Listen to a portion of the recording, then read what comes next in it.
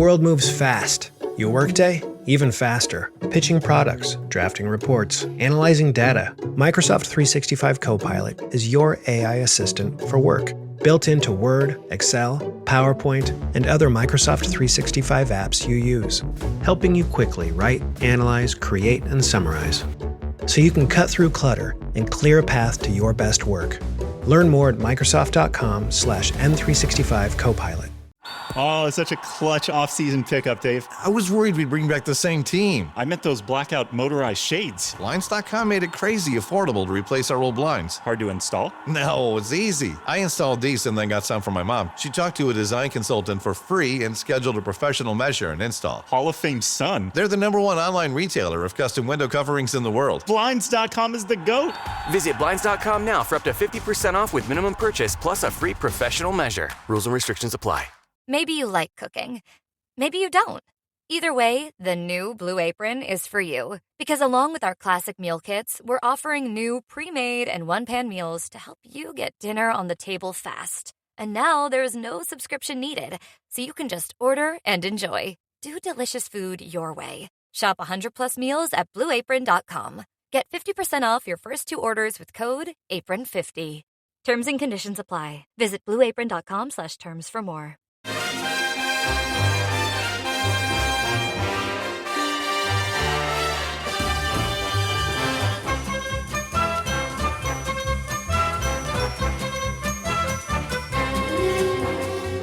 Hello everyone and welcome to How Are the Podcast. It's Gav and you join us for our Thursday morning news pod. We are here once again to chat about what's going on in the world of Sunderland AFC. I actually thought when we got into the January window that we'd probably do a lot more of these, and I think it's probably telling, given this is what the second or third news pod we've done in January, that there's not been a lot going on, but it does feel like things are ramping up a little bit in the transfer window. There's some other bits and pieces we want to chat about, so without further ado, I will introduce the 2 men joining me today. First off, he's just thawing out, having been at the under-21s game, and we are going to talk about that in a minute. It's Andrew Smithson. Hello, mate. Hello, mate. Yes, any chattering will just be my teeth as I try and get back, get a bit of feeling back in the body. But that's part of being a football fan, isn't it? You know, you take that. Absolutely. And we're also joined by Ant Watson. Hello, mate. Hello, yep, all good. I'm quite warm compared to Andrew, so I'm not going to rub it in. You sat there with a nice warm coat on. That's it. Andrew, yes, as I said, you've just started thawing out from being at that game. I was talking to you before we hit record that I did watch a little bit of it just to fill people in on what went on. The under-21s played in, is it the Premier League International Cup? Is that the correct title? Against Borussia Dortmund and lost 3-1. But what made it notable was that we had 4 first-team players in the squad. Dennis Cirkin played left-back. It was a back 4. I can't remember which of the young players was at right-back, but the 2 centre-halves were Luke O'Nien and Lutzel Geertruida, and then in midfield we had Chris Rigg. So there was a little bit of added interest there, but they did lose. So what did you make of the game? How did mainly the first teamers do? I think the club have been clever, Gav, with how they've used this competition, because I think every game so far in this tournament we've given first team players minutes. Luke O'Nien and Dennis Cirkin kind of did everything you would expect of them. They looked like players who were used to playing at a higher level. Geertruida, he just breezed through it. It looked at moments as if he got bored, so he kind of just wandered up into midfield and picked up possession. He only played 45 minutes though, which I assume was a predetermined situation for him. Yeah, the club did tweet that saying it was a planned sub.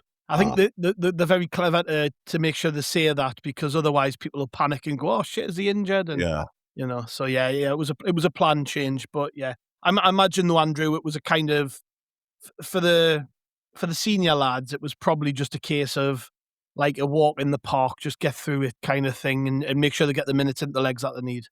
Exactly. It was about ticking over, keeping themselves right for potentially first team games.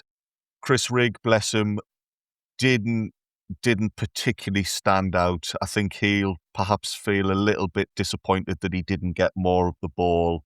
But again, 90 minutes in the tank for him, which is no bad thing at all. He wasn't poor, No.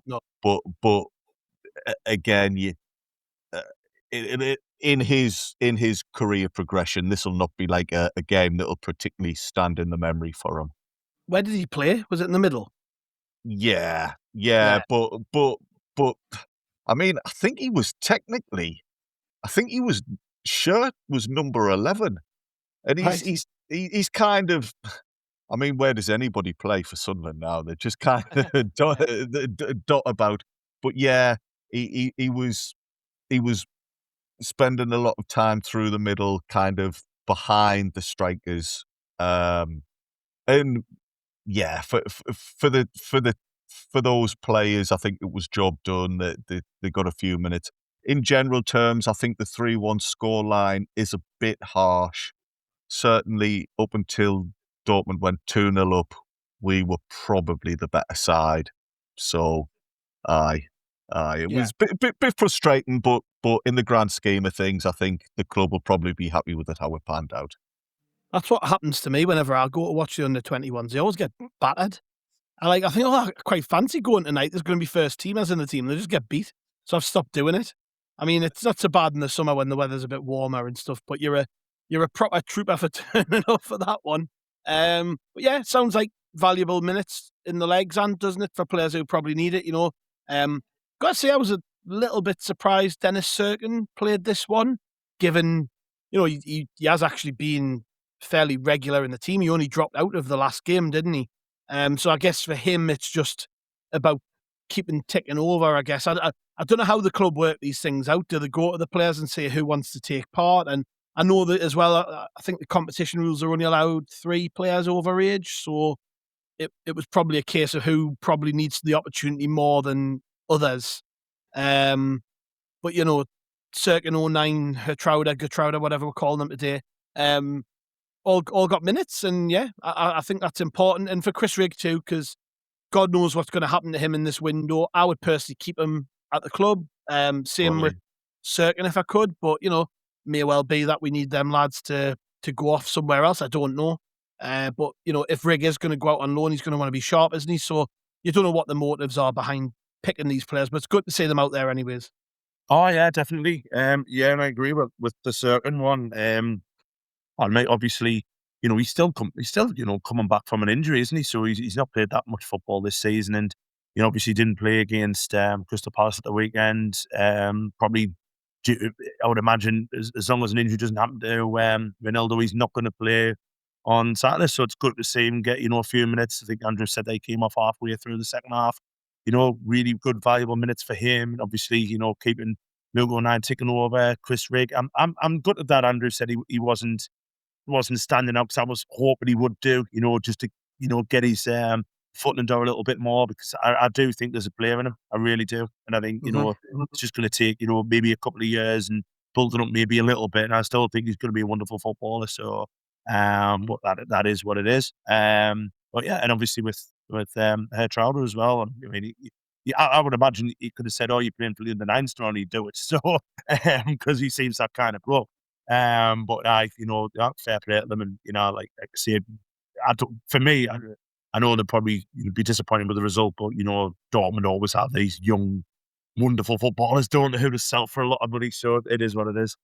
Yeah, that's it. And with Luke O'Nien as well. Luke O'Nien, given he's that you talk about the kind of character Luchel Geertruida is, type of character Luke O'Nien is. I just think he just loves playing, doesn't he? And he'll be itching to play proper games, and he understands as well, probably more than anyone, when he does get the opportunity to play, he needs to be ready and he needs to be sharp, and there aren't many opportunities to do this. So yeah, fair enough to the lads who played, and fair play to the rest of them. It can't be easy. You look at it and you go, oh, first team players, chuck them in.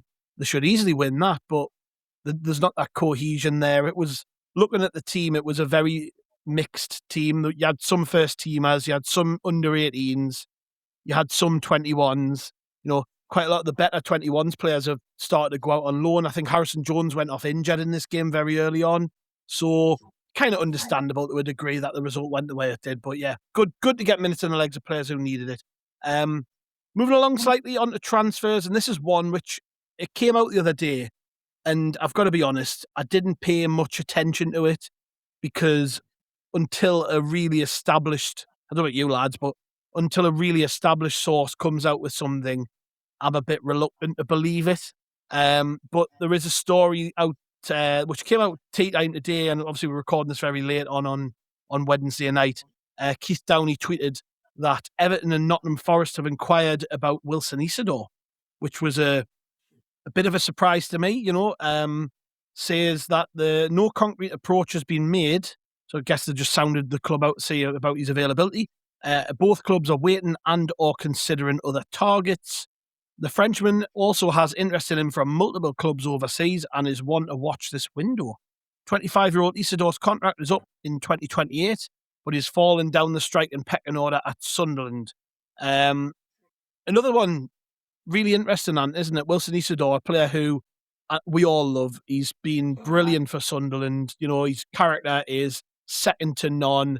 I'll never forget that moment at the Riverside when he put his shirt on the end of the flag and waved it around. Like, it's the type of thing that you want to make a statue of one day, isn't it? But, Wilson Isidor, player who we all love, but it is fair to say he has fell down the pecking order. All the talk this week has been about Brian Broby and how great he is.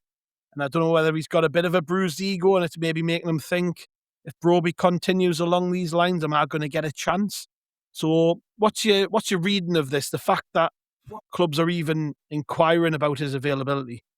I think it kind of just shows how good our success has been this year when we are getting teams who are, inquiring about our strikers. And I'm with you on him. I love him to bits. I do. I think he's a lovely bloke. I think he's an excellent footballer. But again, you're right. He's certainly second behind Broby. When we mentioned on Saturday, didn't we, in the podcast after the game, it was quite telling that they just thought he was going to bring on Eliza Mayenda instead of Wilson Isidor. So that maybe goes to show he may be third choice at the minute, the way Mayenda's done. So it's without going into too much detail, because it is just rumours, isn't it? But the fact that I'm with you, I was like looking at it a couple of days ago, I'm like, whatever. But now the fact that Keith Downey's kind of tweeted it out, there's obviously something there. There's no smoke without fire, isn't there? Especially how close, Downey is towards, the northeast and stuff like that. So there's probably something there. Looking at the figure, 25 million, you're going to find that hard to resist, I think. Broker we brought in for 3. So there's like a £22 million profit. And then you're looking at it thinking, well, maybe if you take your Sunderland glasses off and you take your Wheel of Wilson Isidor glasses off, you're thinking 25 million for a striker who's a great player, but he's been on the bench for the majority of the season. I think it's good money. So I'm kind of like, I'm torn. Whereas I'm torn of, do I want to stay? Probably yes. But then I'm thinking that is a good deal if we do get 25 million for him. Yeah. What are you thinking, Andrew? Do you reckon there's much in this? Do you see there being a possibility that come, February 1st, Wilson Isidor isn't a Sunderland player? I think if you'd asked me this 2 or 3 days ago, I would have said absolutely no chance. But yeah, there does seem to be a bit of momentum gathering behind this story. And I wouldn't be pushing him out the door. No problems with Isidor. I think he's more than useful for us. But like you have kind of indicated, the money being suggested would open us up and allow us to do more business going forward. I think, was it, Ant, you said it's about 3 million we paid for him. So in terms of profit, that's going to look really good and help us do some more business. And we're going to have to get used to this.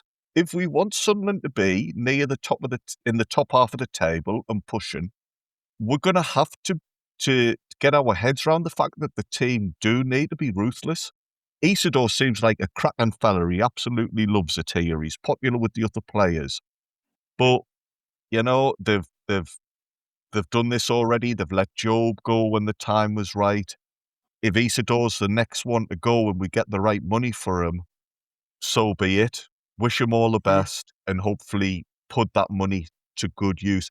If Isidor has gone by the 1st of Feb, I would imagine, though, that suggests the club are confident they've got somebody coming in the opposite direction, because I think it would be a lot to ask for Broby and Mayenda to be our only two out-and-out striking options. Yeah, I fully agree with that as well, Gav. Like, if you can't be thinking at the end of the season that Brian Broby's going to pick something up, isn't he? Just for the way, he goes around, bullying defenders and stuff. And you saw what happened on Saturday. Yes, it was just a bit of cramp, but, it could happen. He could get, a muscle injury or something like that. And then you're left with Elias Mayenda as our only out-and-out striker. And we're looking at probably maybe bringing a young'un in. And it's now, but if we are going to take this deal, and again, it's just ifs and buts and maybes at the minute, isn't it? Because there's nothing concrete. But they surely have someone lined up if they're even thinking about selling it. Yeah, I'm just wondering as well, something I mentioned after the game at the weekend. I found it interesting that it was Mayenda who came on for Broby later in the game and not Isidor. Mayenda's kind of won the trust of the manager back to a degree and started up front against Everton as well. And it wasn't, I know Wilson Isidor's been injured, but it was the 105th minute when he came on, and it was because Broby picked up a knock, didn't he? It wasn't because of tactical reasons. Broby had came on and Mayenda had started the game. So is there the possibility his nose has been pushed out of the joint a little bit there? I don't know. I don't want to make any sort of like rumours up or anything, because that's certainly not what I'm here to do. But yeah, it is possible, isn't it? I mean, I'm not writing off the idea that he could want to go somewhere while his stock is relatively high, and get himself a good move while he can. Maybe he's looking at it and going, it's going to take a lot for me to get in ahead of Broby, and like maybe it is the best time to go. It could be the case. Yeah, you're right with that, Gav. We don't know how he's feeling behind the scenes. Another thing that interests me is the couple of clubs there who've been linked with a potential interest. When was the last time Sunderland's potentially third choice player for a position was having inquiries from Premier League teams who've been in the league longer than we have? They're looking at him and thinking, oh, this lad isn't perhaps good enough for Sunderland, but he could do a job for us. That is in itself a statement as to how far we're coming as a group. So you can take that positive from it, if nothing else. Yeah, and you're looking as well, Gav, the two that are rumoured into him. And again, as you said before, we're not here to, kind of speculate things. But if you look at Everton, who've got, Tino Barry started to come good, hasn't he? After a difficult start, but then they've got Patto, who it was awful. Let's just say it as it is. And then Forest have got, is it Igor Jesus who plays them at the minute? He doesn't get that many goals, and Chris Wood's out injured. So you look at them two teams and thinking they could do with Wilson Isidor. So it's when you look at that, I think it kind of makes sense for those who are being in for him. Yeah, no, that's it. Yeah, and teams who are a little bit desperate will probably be a little bit unimaginative with their recruitment too, because it is really, you're looking at another team who are playing on a similar level to you to see if they would maybe give you one of their players. So yeah, I mean, I'm not ruling it out. I hope though he stays. I love Wilson Isidor. I think he's still got a really important role to play this season. He's got a knack of scoring some important goals. I think he's been unlucky, to be honest. I think when you think before his little injury that he had a couple of weeks ago, he had a handful of opportunities against, I mean, the notable ones are probably the ones against City and Liverpool, but he created them chances. He was on his bike for that one at Liverpool, and it was a great bit of defending. And I know people slagged him off for the one at Man City, but for me, it was a great save from Donnarumma. Oh, yeah. Other than that, he's not had loads of chances to score goals. So, do you think, Gab, though, he's the victim of how we play? That he's probably the one who, is going to kind of not be as effective because we're playing a completely different style of what we were last season, where he was able to get quite a lot of the ball. He was able to be in and amongst it, whereas now he's feeding on scraps, isn't he? Brian Broby's feeding on scraps, but Brian Broby's got that the nous and the little bit of strength, which is what Wilson hasn't got. The different kind of players. As you said before, we said it on Saturday. He's the best finisher we've got out of three, but the way we play suits Broby, and to a degree it suits Mayenda. And maybe he's just the one that's the victim of our success, I think. Possibly. Yeah. I think as well, it's very difficult to make an impact when what you're doing effectively is relying on your pace to get you in behind. That is his strength, isn't it? Counter-attacking, breaking, getting in behind, running with the ball when he's got a lot of space in front of him. And I think as well, the defenders in the Premier League are just so much better than the Championship that it makes it even more difficult. But I'm not ruling out the fact that he could step up. We could be sat here on Sunday morning or Monday or whenever we next record together, and we could be talking about him after the West Ham game and going, what a difference he made coming off the bench and scoring the winner, and maybe talking about that's how quickly things can change. So I'm reluctant to kind of, pile in on any sort of opinion on this. I think whatever the case may be, the club will make the right decision for the player. They'll make the right decision for us. And I think if he does go, it's going to take a lot of money to shift him. And if clubs like Everton and Forest aren't prepared to pay it, then they can whistle. They can go elsewhere. You know what I mean? And he'll still be a Sunderland player, and we'll be really, really happy about it. Moving along slightly to the goalkeeper position, because it looks like there's going to be a little bit of movement in there if you believe what you read. Swiss international goalkeeper Jonas Omlin, who plays for Borussia Mönchengladbach, apparently in talks with Sunderland to make a move across. He's 32-year-old. Obviously, you would imagine is known to Granit Xhaka, probably been in a lot of squads with him down the years, playing for Switzerland. He's previously played for Montpellier, Bâle, Luzern in Switzerland. So he's been around a little bit. 32-year-old, as I said, 6'3", someone I've never heard of, if I'm honest. But seems to be a professional number two, because since he joined Borussia Mönchengladbach, he hasn't played loads. He's played 12 games last season, 7 the season before that, 15 the season before that. So obviously went in there as a number two. But, experienced. And again, it brings up this topic, doesn't it, Andrew, about Anthony Patterson, because Anthony Patterson has been rumoured with a move away.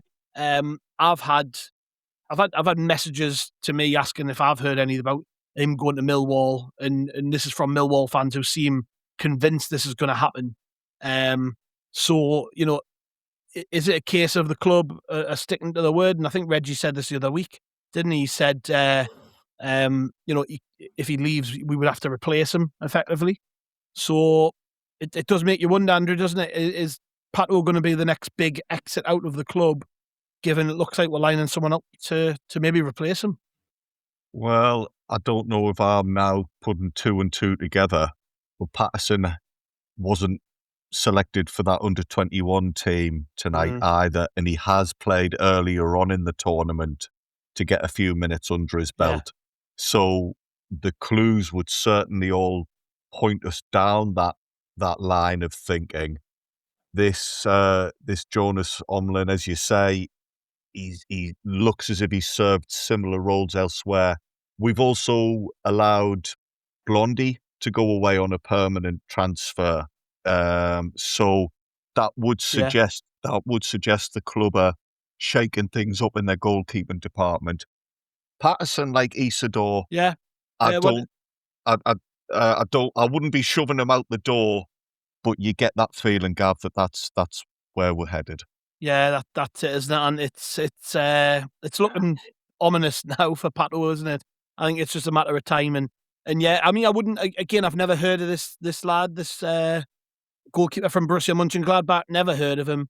But you've got to imagine he comes with a decent reference from our captain, given they've probably been in squads together quite often. So yeah, it's not one I'm not going to get too upset if this is the way things play out. He comes in, Patto leaves. I think Patterson's a young player. That's the difference in it. The guy we're bringing in is 32. He's going to be more than happy to sit on our bench and be the second choice behind Robin Roufs, who nobody's displacing, because he is probably one of the top 3 or 4 goalkeepers in the Premier League. So, unless he gets an injury, nobody's going to displace him.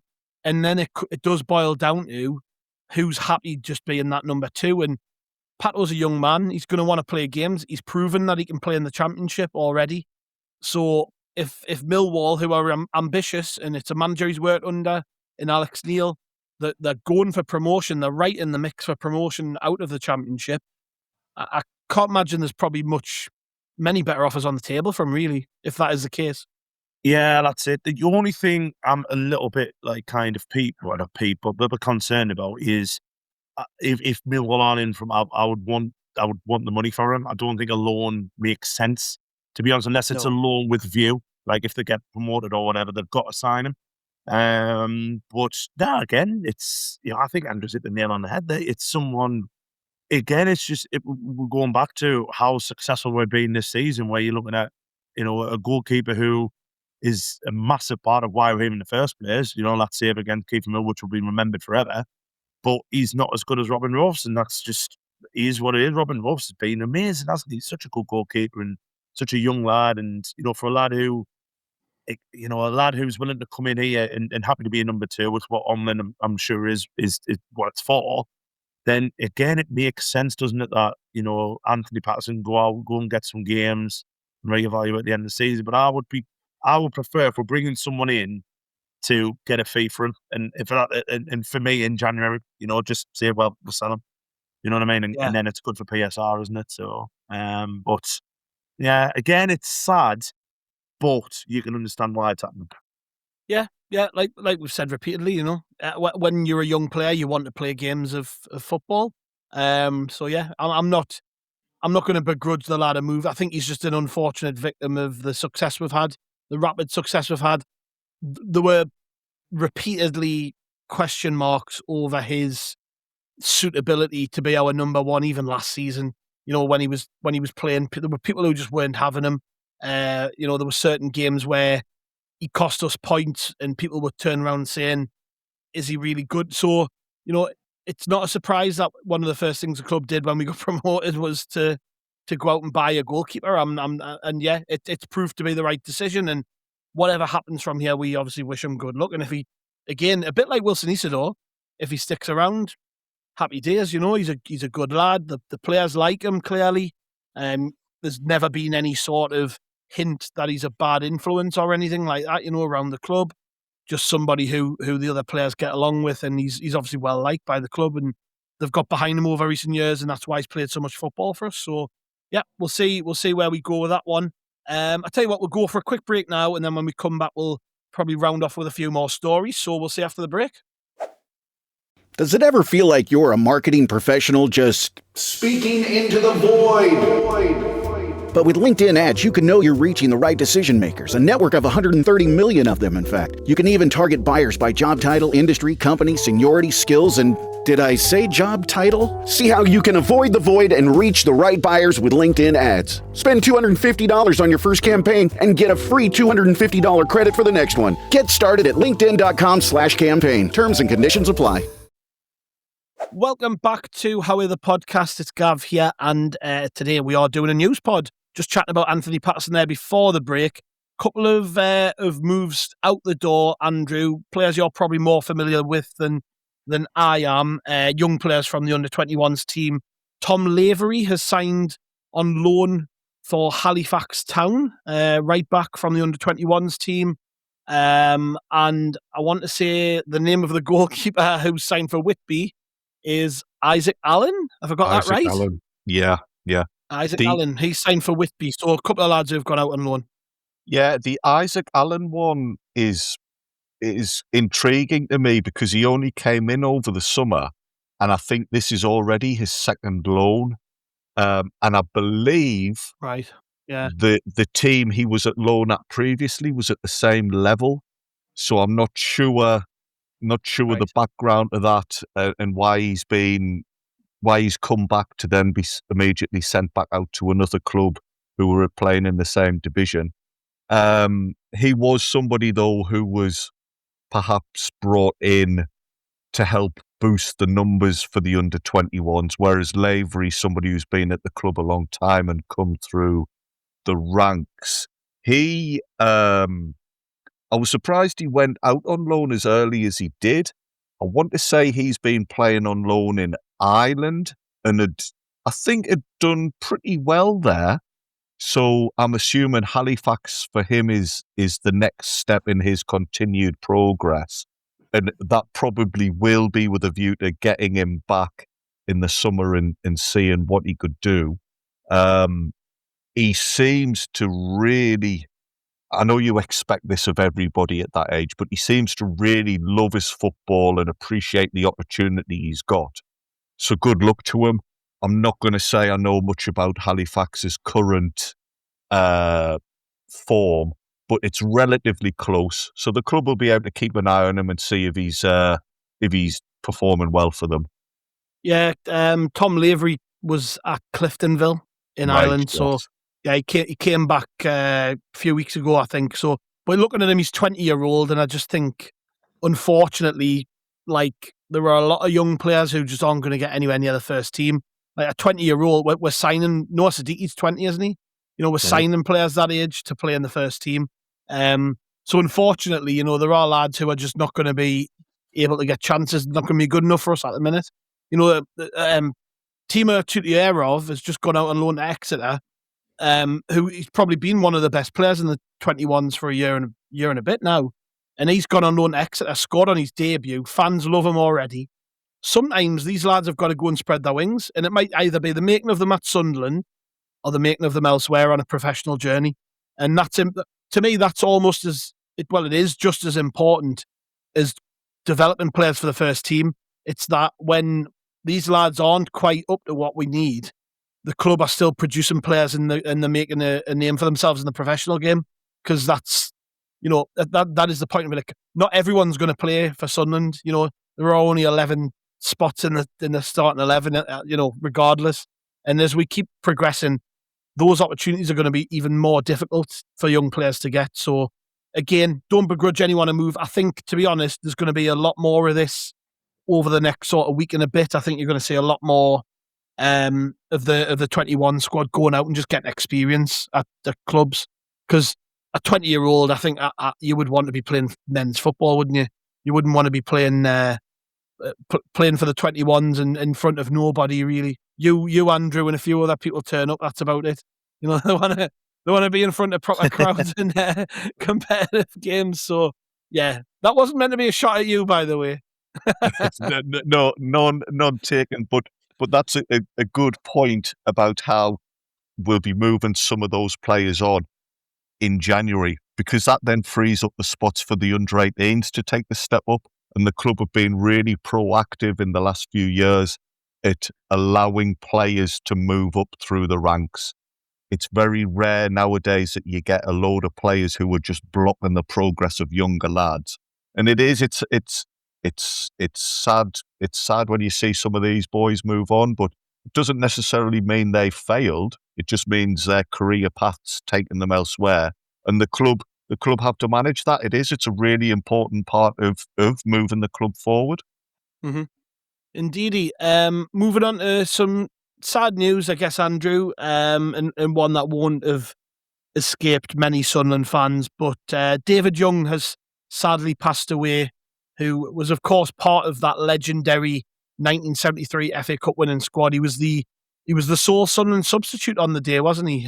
Which is possibly the thing that people still remember him as, all these years on. But played 34 games and 7 sub-appearances for Sunderland, scoring 1 goal between January 1973 and July 1974.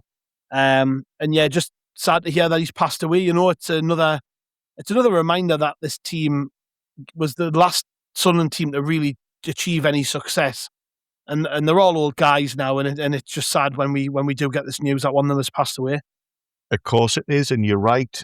The 73 team is the 73 squad, the coaches and everybody.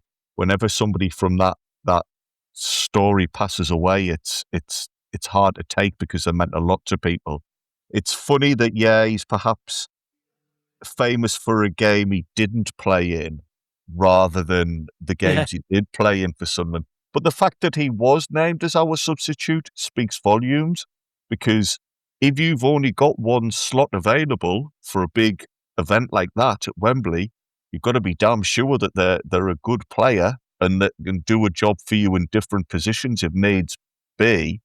He wasn't at Sunderland for long, but he was there at a really important time. He helped as well. He played a fair few league games for us. You've got to remember that when Stokoe came in and brought David Young along, Sunderland was struggling near the bottom of the table. Mm-hmm. So put the cup run aside, David Young was important to getting the league team performing a bit better. I think he then went to Charlton and did really well there. I think he was captain and might have been their captain when they got promoted. So he's obviously a great player. And from what I gather, a really popular bloke. He was always attending like get-togethers of the 73 team and was fully part of that. The other players didn't look down on him because he didn't come on the pitch. I think they recognise that he was an important character in it all. So obviously, Gav, as we always say, our thoughts are with his friends and loved ones, and it's never nice to see somebody from the club passing away. Correct. No, nicely said, mate. And yeah, you know, in another alternative universe, he could well have started that game because he was a regular feature in the team up until the point he got an injury, and Richie Pitt came into the side and obviously then became Dave Watson's partner right through that cup run. And yeah, obviously he never looked back from that point, but did play every one of the games in the European Cup Winners' Cup the following season. So you're right, you know, he's maybe remembered for not playing in the cup final, but did play in the last Sunderland team to play in Europe. Yeah. And wouldn't it be fitting that this year the team achieves that great achievement once again and manages to get into Europe? And you never know, has a really good cup run. But yeah, we do obviously pass all of our thoughts on to David Young and his family for what has been obviously, I'm assuming, a very sad time for them. Moving on slightly to the last thing on the agenda today, and that is that Sunderland have made 2 new appointments to the board and non-executive directors. Alexandra Louis-Dreyfus, who I think is Kirill's wife. Yeah. Yes, and Tom Burwell, who is the Chief Executive Officer of BIA Sports Group, which is the group who basically oversee the sports portfolio for Kirill and Juan Sartori. So obviously they've got investments in, I think it's Rugby Sevens and in F1 and possibly more. I'm not too sure. But a little bit of a shake-up on the club's board. Not something us as fans really care about, I imagine, too much, you know. But obviously it is important that we have a really strong off-field structure. And, you know, they're joining a group of people who are very tight. Igor Levin and Simon Van Banker, who have been part of, I think, the Louis-Dreyfus family sort of inner circle for a very long time now. So they're joining a group of people who are already tight. You know, Kirill's brother Morris is on the board. So I don't think we're going to see anyone coming on there to rock the boat necessarily. Possibly, you know, just with David Jones stepping back in the last 6 months or so from his role. It was sort of just before the start of the season, wasn't it? David Jones stepped back from being a non-executive director. And then, of course, the finance officer, who I can't remember his name, but has just passed away, very sadly, was also part of the board. So it's obviously freed up a couple of spaces on the board as well. And they've just, you know, they've decided to do this. And like I say, as fans, not something we care particularly much about, but maybe just another chance to reinforce that we are very, very solid on and off the pitch. Yeah, that's it. And obviously with it and surrounding himself with people he knows and his family and stuff like that, obviously with his wife. Andrew's put in Patrick Trewer. There we go, the lad who sadly lost his life. Yeah. I felt bad there. I totally forgot his name. Yeah, but yes, he just passed away. But it's what he's going to do, isn't he? He's going to put himself in around people who he knows and loves and stuff like that. And you know, I was looking at it a couple of days ago because I'm like, you know, I don't really care, but you know, he hasn't just put his wife on because it's his wife. I mean, she's got, like, you know, a really good business degree, so it's someone who, you know, will bring that. Plus as well, obviously he's been a women's football fan, and that good to see a woman on the board, so that's great news. Good to have that. And obviously with his business associated with the sport and stuff like that. Yeah, good to see that as well. So he'll always be, someone people who he knows, he trusts, and he knows will make the correct decisions. And yeah, it's all good. Yeah, that's right, isn't it, Andrew? We've not got much to say about this because it's probably just sensible. These are probably people who already have influence around the club. His wife attends every game he does. Of course, Tom Burwell being the CEO of the group who look after all of his sporting interests will be already around the club. So these are people I imagine he's already been leaning on for advice or input, and it's just about making that a little bit more official. Exactly. I mean, you don't want to know what board members do. That's the sign of them being good board members. Normally, they're doing their jobs just quietly and calmly in the background. I've got to be honest. I looked at Tom Burwell's day job, if you want to call it that, and I don't actually understand what any of that lot means. I don't understand what a portfolio manager for sports engagement, and I think Supercross is another sport that they've got involvement in as well. So they do have quite a wide range there. Sometimes when people close to a chairman are brought on a board, there's a fear of it being an echo chamber, and that everybody are all just yes men who are just there to see through what the chairman wants. But I don't get the impression. I think it is a case of these are people who he trusts and who he's built a relationship with. As you say, his wife is a regular at Sunderland games. So that suggests to me nobody from the Louis Dreyfus family are going anywhere anytime soon. They are fully committed to this project and they all want to see Sunderland win and succeed long term. So yeah, it's not as exciting as a new transfer link or anything like that, but it's just yet again Louis Dreyfus getting the appointments right and putting a structure in place so that the club can do the things that they need to do. Yes, indeed. Well, gentlemen, I think that can round things off for today. I'm pretty sure that we're probably going to be a lot busier as we ramp up to the end of January. So if you like these little news updates, if you think they're canny, then give us a follow. Make sure you check in again next time we do one. But of course, we are here every single day on How We're the Podcast with a new show. So get subscribed, like I say, if you're not already subscribed. Lots going on over on rotareport.spnation.com. People can catch up with this week, Andrew, can't they? That's one of them where I like to just dip in and out, and I can do that through the week because they're never dated. Obviously, there were history pods. So, but a lot was covered off on this week's show, wasn't it? Yeah, Gav, you do this to me all the time. I did it on purpose. Sometimes on this week's recorded a couple of weeks in advance, depending on who's available. But yeah, fill for us for a second, please, Ant, while I pull up the latest episode. Don't you worry, Andrew. I've already got it in front of us. You had a good old chat about Alan Stubbs. Of and course. Martin was less than impressed with that, I think, wondering what you were going on about. But yes, yeah. Alan Stubbs on the agenda. Former player and manager Billy Elliott was discussed. Shay Given, of course, who obviously is most famously known for being probably Newcastle's greatest ever goalkeeper, but it is a little known fact that he basically got Sunderland promoted. He was amazing as well, man, when he came to us. Do you remember that? Like, I know with risk of going into that. Do you remember though when he went, and because obviously Chamberlain came back, didn't he? And then Chamberlain was good for like 3 games. I think you're like, what's happening? Well, he was so good at something. That's probably one of my big regrets of being a fan that we never signed in permanently, because he was absolutely brilliant. Like we do touch on that, Ant, in the episode. So yeah, it is all now magically coming back to me now that I've thought about it, and Gav's given us a little clue. Yeah, we spoke about how good Given was. The Billy Elliott stuff that Kelvin did was fantastic. He's a really big character in Sunderland history. And he was involved as part of that group in 1973 with David Young and what have you. He was on the coaching staff. So, yeah, by all means, get hold of that. And as Gav says, they're usually quite long. So might be one where you dip in and out over the week, and it just keeps you going.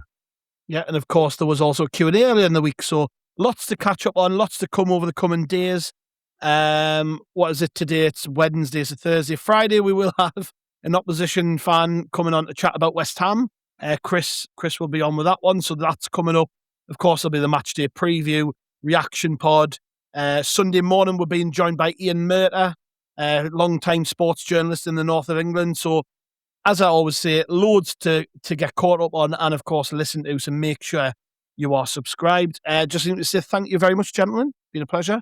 Thank you for staying on as late as this. It's late, that's all we'll say. So thank you very much, everyone. Thank you to the listeners. We'll be back tomorrow. We'll see you then.